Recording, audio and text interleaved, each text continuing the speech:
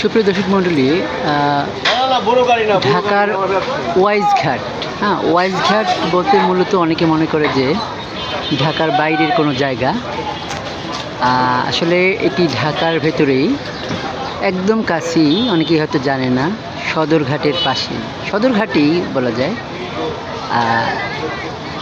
বুলবুল ললিতকলা academy, তারপর হচ্ছে বাম দিকে রয়েছে আহসান মঞ্জিল, ওই পাশে রয়েছে আহসান মঞ্জিল পেছনে ওইটার, এবং হচ্ছে আর এই যে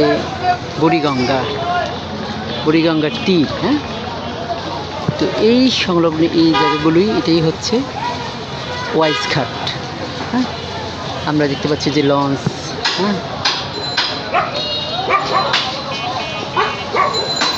ওয়াইজ ঘাট এই নামটা কার নামানুসারে করা হয়েছে আপনারা অনেকেই হয়তো জানেন না।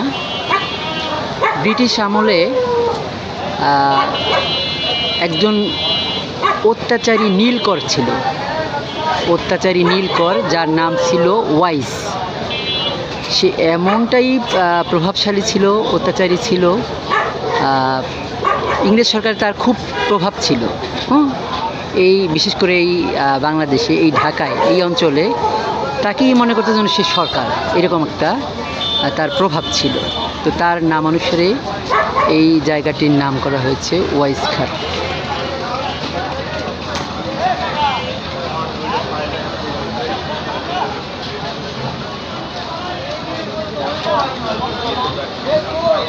তো ওয়াইজ ঘাট